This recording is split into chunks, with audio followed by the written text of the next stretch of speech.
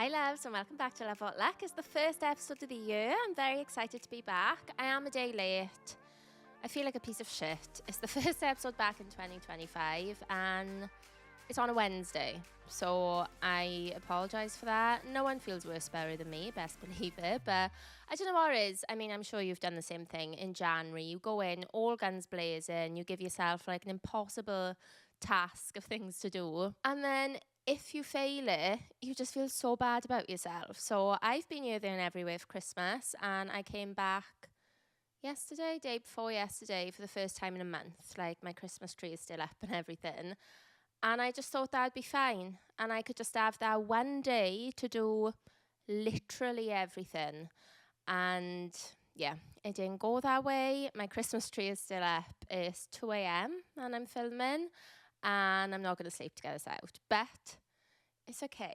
It's just a little bump in the road. I did see Grace Beverly say on her podcast, I haven't seen the episode, but I saw a clip of it, where she said that if you repeatedly break promises to yourself, it really affects your self-worth. And obviously it makes complete sense. You keep letting yourself down. Like if you're with a partner and they said, yeah, we're going to do this, and then they never did, you wouldn't like them.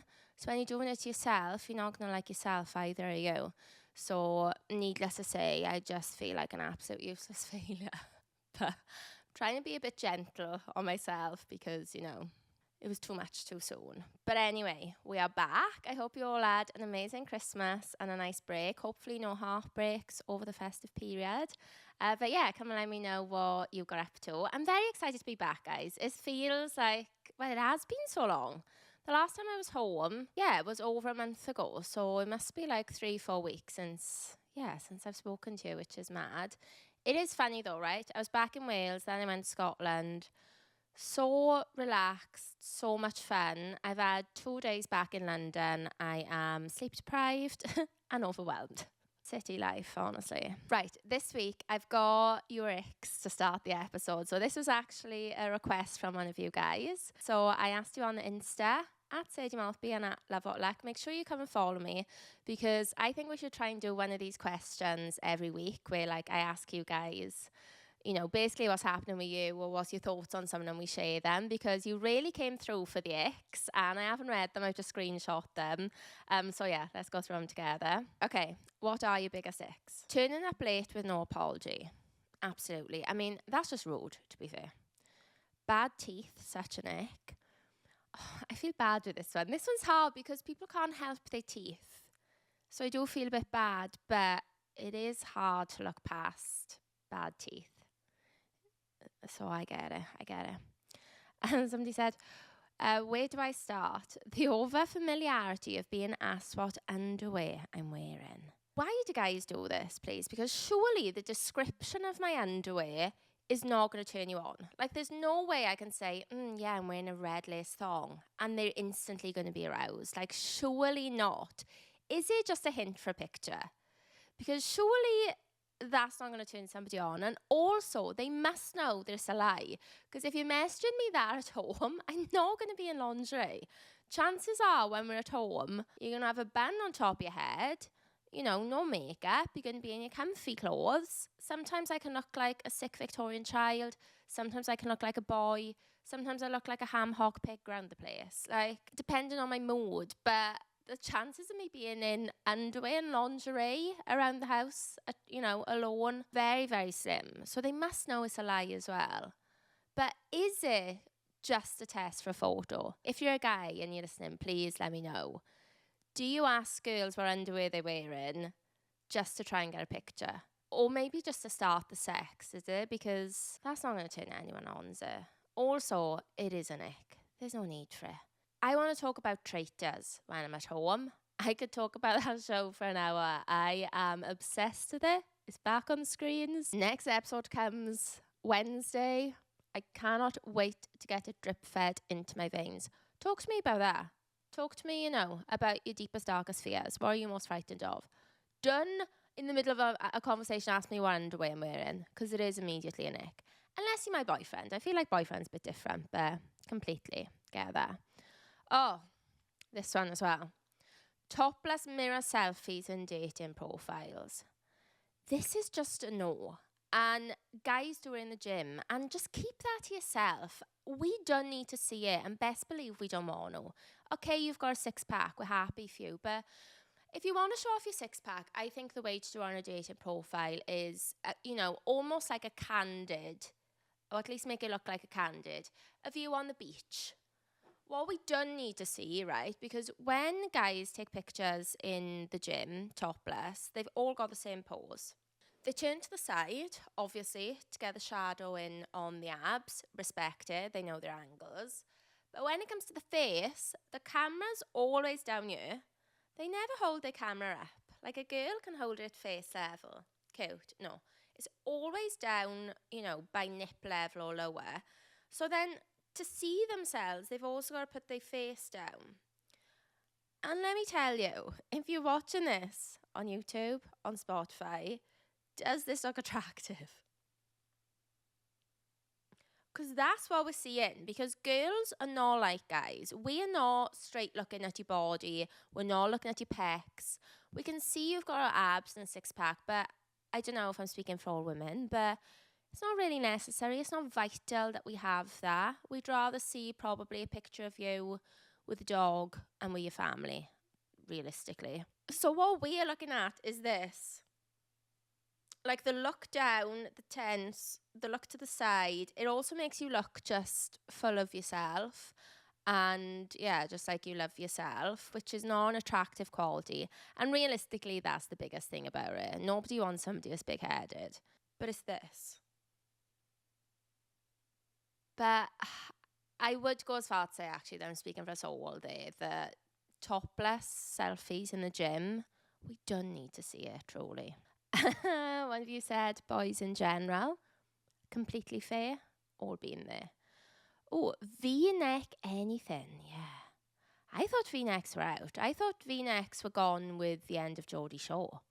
Geordie Shore might still be going, to be fair, which is worrying, but yeah, like V-necks I associate with like JLS. And don't get me wrong, I love JLS with their thin V-neck t-shirts, but I don't need to see that now. I'm quite alarmed by that one. Okay. Oh my God, this one is so niche. He'd always refer to time in 24-hour format, saying I'm up at 0600. Just say 6.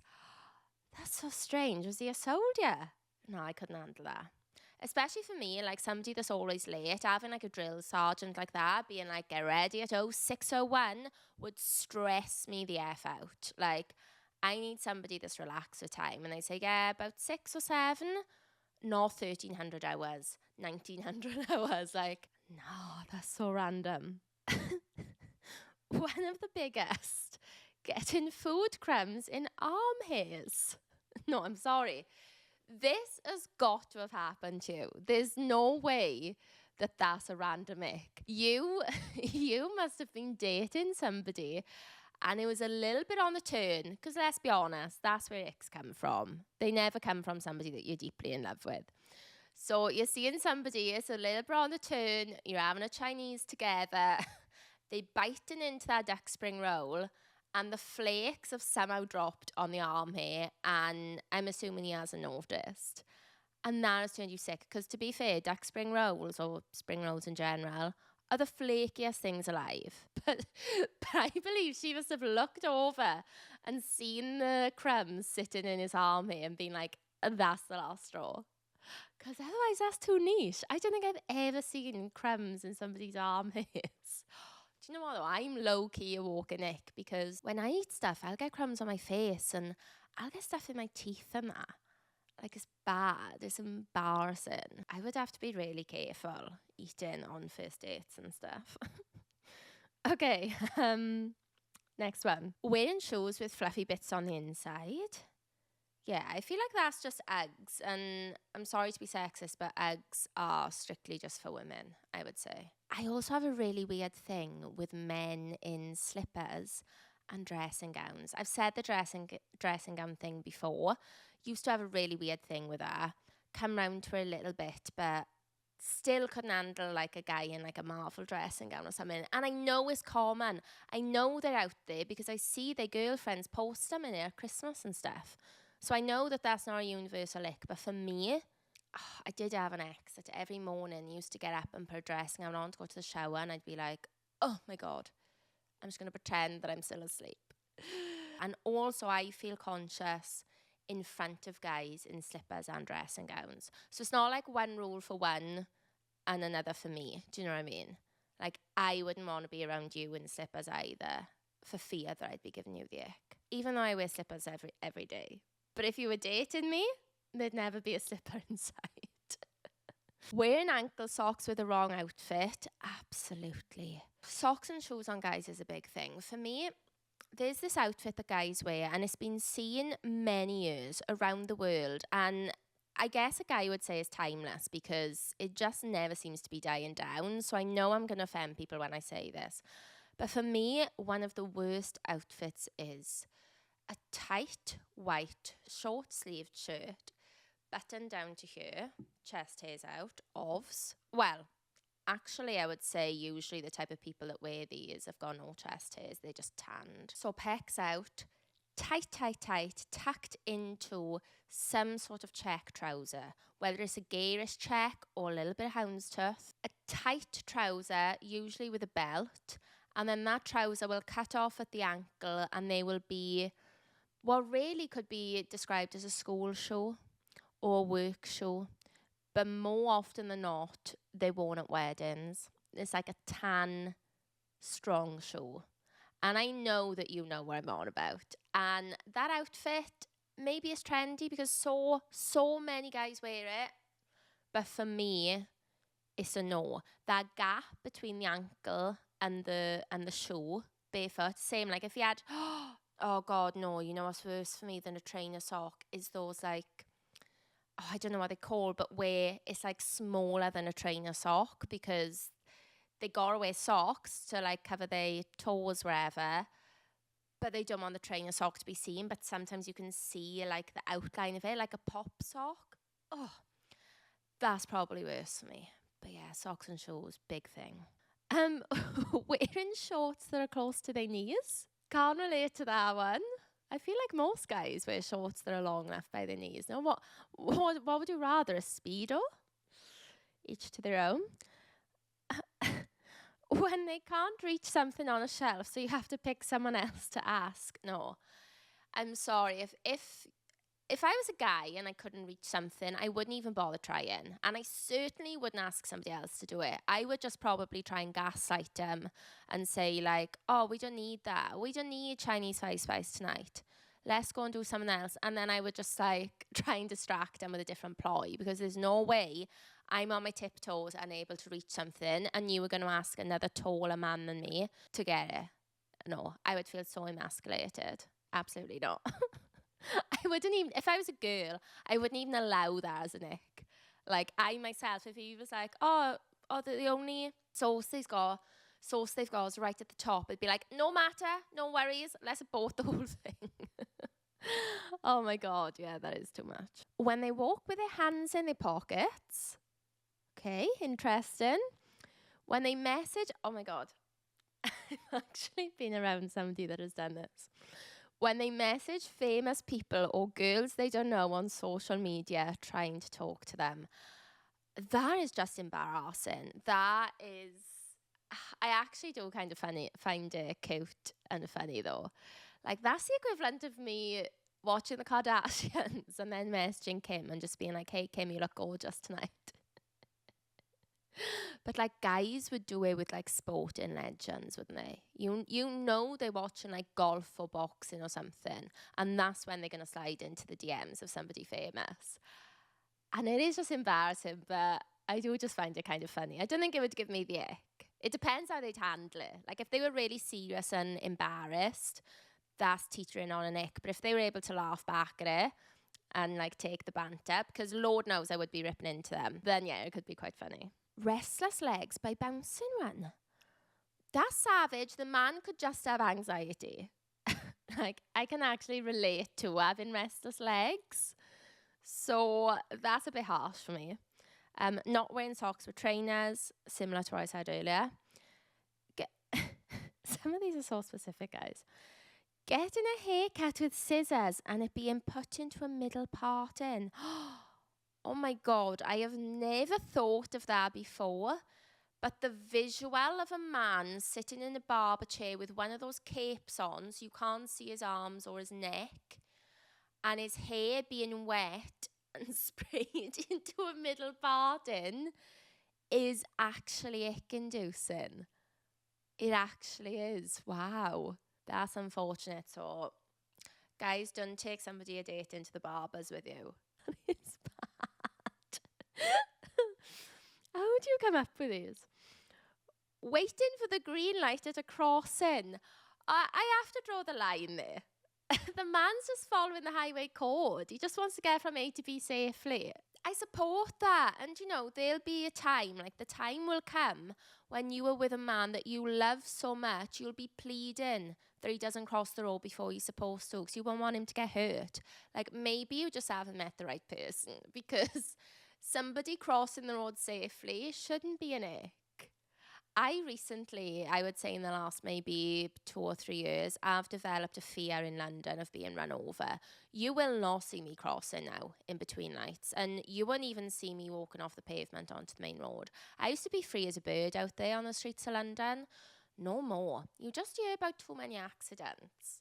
So a man waiting for the green light, just give him a break. He doesn't want to die. He has a lust for life. There could be so many positives to that. He's considerate. He loves his life. He follows rules. To me, sounds like a nice guy. That's all I'm going to say. Drinking with food in his mouth, that's absolutely disgusting. No, for me, like manners just go beyond an ick. Manners, like if somebody hasn't got good manners, then it's just a no from me. Like, I have got an ick with people that can't use cutlery properly. People that don't say please and thank you, noisy chewers, yeah, bad manners in general, no. Shoving feet into shoes instead of undoing the laces, where they bend their ankles trying to get it in. Again, so specific. Don't think that would give me the ick. I mean, what would you rather than bring out a shoehorn? Somebody whapping out a shoehorn, that would be a bit more intense for me, and I might feel a bit uncomfortable. But somebody, you know, trying to push their shoe on, I think I could probably deal with that. I mean, I suppose the proper way to put a shoe on is like sat down and in with your leg, but God, am I in it? Because I definitely do that. Sometimes when you're with your foot at the back, like you're trying to blow up an airbed or something, or like rev up a lawnmower, but like with your foot, I do that. So I'm an ick then, evidently. There's no hope. Being bad at something but carrying on. The haters might say that's me with the podcast. Opening a door and standing behind it, or like to let somebody in. I mean, that's just being polite. Wow, that's a savage one. That is a savage one. Eating food from their lap. That's also quite savage, because who doesn't after a long day's work?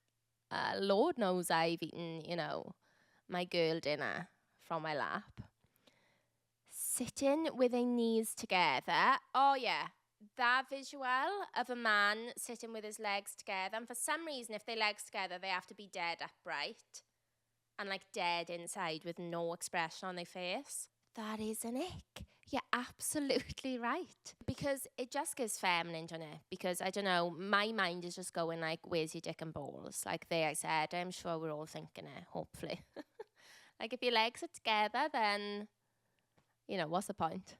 What's the point? What are we doing here? Kidding, JK. Carrying 2 backpacks. Oh yeah, I mean, come on, my man. If you've got enough stuff for 2 backpacks, take an overnight bag. Take a little case. I was going to say satchel, but I can't deal with the satchel either. But 2 backpacks. Even worse if it's one round the front, one round the back. No, I can't deal with somebody wearing a rucksack round their front. That says to me that you are fearful of getting robbed. And sometimes that can be an ick. We want you to be fearless. We want you to be so rich that it doesn't matter what gets taken from you. And we want you to, you know, be able to think that you can take on the world and recover from things. So, yeah, Guess I've just unearthed another ick of mine. Off-grid facial hairs. Is that like when they're on like above their cheeks, like Wolfman? Somebody just said trainers. I can only assume you mean bad trainers.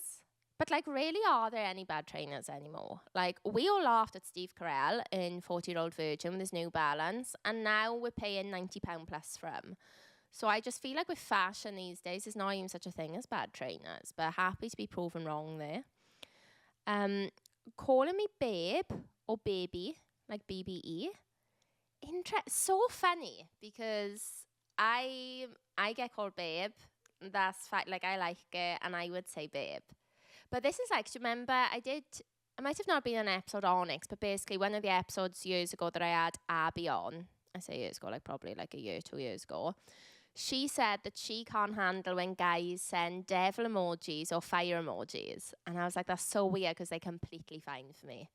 Like some icks are just universal and girls just know and understand. But some of them like, it's really hard out there. Because you can call one person babe and it'll be fine, and then another one, it can put them off too. Okay, and last one. Arrogance and thinking they're always right. Yeah, that's the worst. I'm really not here for that. And like the mansplaining something, like as if we don't understand what it is. And I don't like anybody, not just a man. Somebody that can't take somebody else's opinion on board and just like thinks they are right always 100%. That's just not a nice quality in a person. But I also have to say that I truly don't think you can get the ick from somebody that you're meant to be with or that you're super in love with, because that's the whole point of it. And I think you get the ick from somebody, because of what they're doing, but it would come a time when that person wouldn't be right for you anyway. I remember actually, I broke up with an ex on holidays, and the speed of which I got the ick was insane. It was a 7-day holiday, or maybe even 5. Started the holiday all fine. By the time we broke up at the end of the week, I could barely look at him. His nose gave me the ick. I remember looking at him, and as he was lying there, because we were on holiday obviously, he had his hands on his stomach. One on his stomach, actually, and one on his phone. And I was like, oh my God, that's giving me the ick. I hated, like, every tiny little thing that he did gave me the ick. It was mad how quick it happened. Like, Lord knows, you should know by now that I cannot see a foot in a flip-flop. I'm sorry. I just can't deal with a man's toes in flip-flops that separate their toes. Come to me with a flip-flop and a jean on, you might as well have never turned up. Like, if I'm on a first date, somehow, Lord knows where, surely not London, and they turn up with a flip-flop and a jean on, that's probably would be the worst date that I'd ever been on without even starting. Like, I could not handle it. I've got such a weird thing with feet. I mean, the OGs that listen to this podcast know, they are my biggest ick. I just hate them. And because I hate them so much, I notice them on everybody. And I also have like a weird thing with fingers. Not so much as feet, but I notice like the weirdest things on people. And it's always feet and fingers. And they are my biggest icks. Like, if somebody's there's like certain types of nails where like the finger is joint right to the nail at the end. That's an ick for me. Like, I have to have somebody that has got fingers and toes that don't give me the ick. And it's really hard because everyone's got fingers and toes. That's my biggest one. But this is what I was going to say. If I'm in love with somebody and they haven't exposed their toes too early to me, and then we're on holiday together and they wear flip-flops, then it's like, oh my God, this is giving me the ick, but I still love you and I can laugh about it. But, you know, if you're not sure about somebody and, you know, they've got crumbs in their arm hairs, apparently, it's just going to turn you because you've got such a low tolerance to that person, even if you don't realise. So, yeah, icks are really funny. If you've got any more you can think of. Or dare I ask icks against girls? Because usually I'll get some guys answering, but that was all girls. Like, I don't think guys have got that many icks with girls. I think they just overlook stuff like like easier and quicker than girls. What I will say is men need to understand this. If you are nice to us and if you are obsessed with us and if you love us properly and hard and publicly, we can overlook the icks and we will overlook them. We do overlook them. The perfect example of this is Tom Holland and Zendaya. I like Tom Holland, wherever, he's a lovely guy, but we all know that he's way out of Zendaya's league. Like, she is so hot. He's a short king. He's just not in the same league as her. Obviously, he is very talented, so there's that. But she was with Jacob Elordi, who is, you know, so hot. Tall, sexy, hot. Jacob Elordi cheated on her on her birthday. Jacob Elordi, after that, instantly goes down. Tom Holland, on paper, pictures, not as hot. No tea, no shade. But he loves her so much. He's always making her laugh. They're always being silly together. He's always bigging her up in interviews, even when he's not with her. Like, he's always saying the best things about her, even like when they were just friends and co-stars. Like, you can tell he's her biggest fan. He's so nice about her. Like, have you seen that clip and they both dressed in red and everyone's like hounding her for photographs and he's like batting them away and he's protecting her? Nothing hotter. And we all love them together because we're like, they're so happy. And we all want a Tom Holland. And now we're all like, yes to Tom Holland. You know, guys can listen to that and think it's really harsh. But if you're a good guy, we'll overlook it. We overlook far worse for some of you. So, you know, there is hope. Okay, I've got a story from one of you guys, so let's read it out. It said, "Hi Sadie, thought I'd write and ask for your thoughts. I love your podcast since finding it last year. I've become obsessed with tuning in every week and hearing your thoughts and words of wisdom." Oh my God, not sure about that, but thank you. She said, I'm guessing one of your older fans as I'm in my mid-50s, but that's the thing with love. It's relatable to everyone. Here's my story. I went out with a guy nearly 30 years ago when I was in my mid-20s. My mother had introduced him to my younger sister, who was a popular, pretty girl, but it hadn't worked out, and I then started going out with him. I'm quite short and very ordinary, but I'm okay and I'm happy with my lot. Okay, I hate hearing somebody describe themselves as very ordinary. That doesn't sound very nice, but you said you're happy, so that's good. Anyway, I fell big time for this guy. I'm talking amazing, man of my dreams, totally who I've been waiting for. We were so happy together and the future looked amazing. However, my sister wasn't happy about this, and after a few months, she took me to one side and made some comment that he was only seeing me to compare us both. But we both know you're built for comfort and not excitement. Oh my God. That is so horrible. I cannot believe your sister said that. Oh, how awful. Well, I was totally gutted and broke it off. My sister was quite smug about the whole thing, and at this point it was quite clear that there was some jealousy going on there. 100%. I mean, I hope you can see that now that you're a bit older. I feel like maybe at the time you couldn't have because you didn't see it for that. But hopefully now you're older, you realise that her saying that was completely her being jealous, that it didn't work out with her and him. And then she can see this working out with you too. And if you were describing yourself as ordinary here, maybe you did back then. And like even like by starting off by saying, you know, that your sister was the pretty one or something, she probably knew that you had those thoughts. And the people that hurt you in arguments are the people that you're closest to, because they're the ones that can really say something against your insecurities. And that's why like relationships can be so hurtful, because you let people in. Obviously this is a bit different to your family, but like with a relationship, you let people in, you let them see, you know, your insecurities and your darker side, and then that's what they'll say to hurt you if they're that type of person. So definitely don't think it's got anything to do with actually you being built for comfort and not excitement. Like, that's not true. Okay, after a few weeks we rekindled our romance, but suddenly some weeks later he abruptly broke it off and disappeared. I was gutted and beyond heartbroken. I found out afterwards that he'd hooked up with an older divorced lady with 2 children. And aside from one fleeting glimpse in a shopping centre, 10 years later, it was over. Oh my God. But not for me. He was always there, and I often thought about this wonderful man who disappeared and left me hanging and wondering what went wrong. I moved on with my life, eventually marrying and having my own children, who are now grown up and who introduced me to your podcasts. Oh my God, I love that. Thank you. They are good kids. I've been divorced for 12 years, and although I've had boyfriends, never managed to meet another longer term partner to share my life with. Oh my God, this story has just got more twists and turns than I could have seen come in.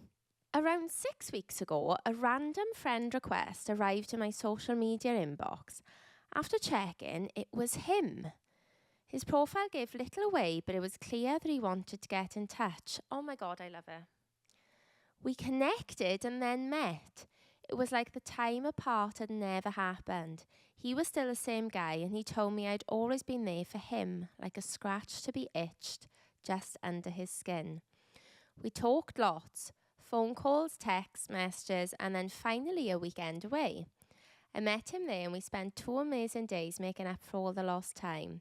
Honestly amazing. It was like things had come together and it was as it should have been all those years ago. I went home on the Sunday and we talked and arranged to meet on the Thursday when I next had a day off from my job. But he never came. What? Oh my God. Oh no, I feel absolutely devastated. He blocked me on everything. Oh my God, no. Turns out his marriage that was over really wasn't. His unhappy home life really wasn't that bad. And I have so many questions that remain unanswered. I feel such a fool. Oh my God. Firstly, do not feel like a fool. The only person, and I'm not just saying it, but what's more foolish than being in a marriage and going back to somebody that you've still been thinking about for 20 years, and then after having such an amazing time, blocking them and going back to that marriage that you weren't happy with? That's something really foolish to do. Not being on the other side of that. Like, I'm sure he is feeling like a fool, and that's why he's blocked you and stuff. Do I contact him? My BFF says I'm to move on, but this hasn't happened to me ever, and I'm a bit lost. I feel so foolish, but whatever else, I hoped you'd be straight and open and understand how I'm feeling, pointing me in the right direction. Okay, this is a tricky one. My instant reaction, honestly, is no, don't bother. It's not going to make a difference. And it's what I would do. And I've mentioned this probably on episodes before where, like, I've really lived my life like that. Whereas if somebody's hurt me or upset me, I won't tell them and I'll keep it quiet. And the reason for that is that I would care too much about them knowing that I cared. So, like, if a man did something to annoy me or upset me, I used to hate the feeling of letting them know and then them knowing that I cared. And that's very ego driven. And I think that is what stops lots of people reaching out to other people. It's all ego driven. You're afraid to be let down.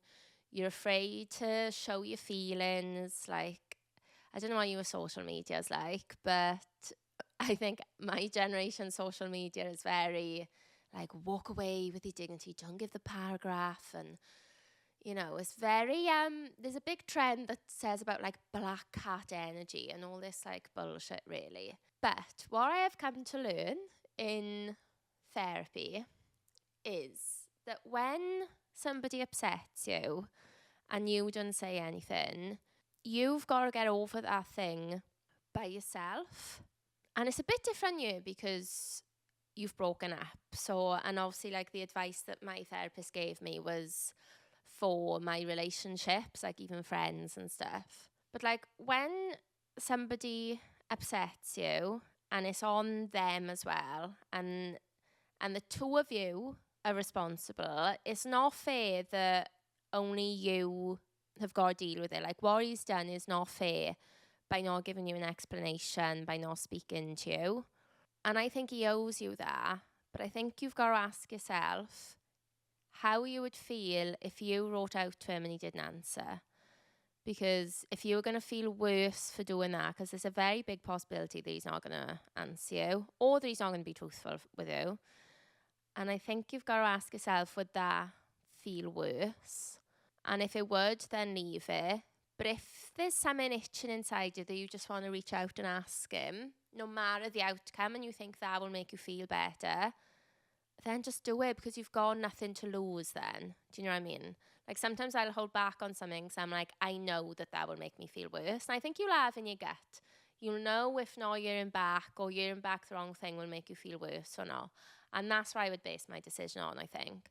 Don't worry about like what other people say or what he would think, because it really only matters what you think. Having said that, I have had a time when I broke up with somebody and I was so angry at him. And I've said this story before, but like it's a couple of years ago now. I was so angry at him, but I didn't tell him. I was like, that's it. I'm not speaking to him. And, you know, did my whole thing and done send the paragraph and all this stuff. And I thought that would make me feel better, but it actually didn't at all. And I needed for me to get out basically a load of abuse. Not I'm saying you should do the same. But I basically called him, I think. I drank, obviously, and was really angry to him. And what I will say is that made me feel better, definitely in the moment and for a short while after, but it didn't solve the problem. We still weren't together. I was still angry at him. I never wanted to get back with him. He never gave me the answer that I wanted. So ultimately, it didn't make me feel any better, other than in the moment. Yeah, it's basically, this is how I'd make a decision, how you'll feel after. Will you feel better getting something off your chest? Or, you know, he's never probably going to give you the answer that you want.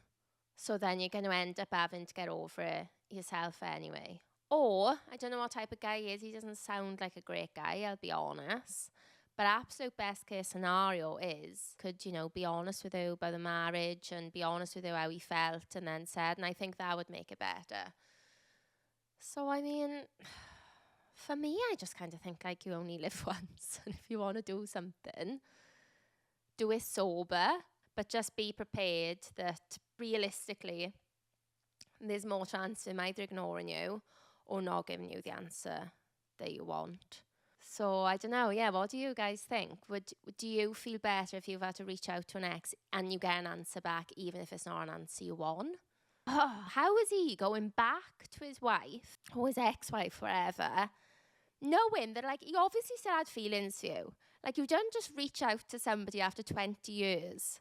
You just don't do that unless there is genuinely something there. So I believe that what he said about like you being in the back of his mind, like a scratch that needed, or an itch that needed scratching, or whatever the saying is, that's gotta be true, like 100%. Otherwise he would never have messaged you. So like, what are you doing to feel that about somebody else and do that? It's like the messages we get where they marry in and they literally getting ready to get married to somebody, and they message like their ex from, I don't know, 10 years ago or something.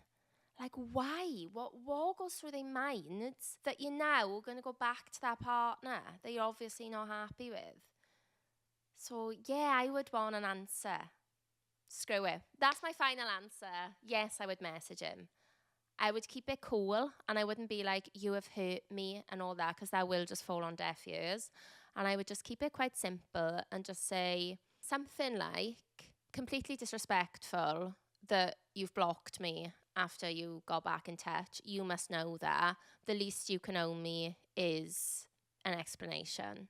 Something like that, I think I would say. If there's any guys here, then please give us some advice on how to word that to a man to try and coax him to answer. Because, yeah, we definitely want an answer for that. But oh my God, I'm so sorry that's happened to you. That is just so shit. But everything happens for a reason.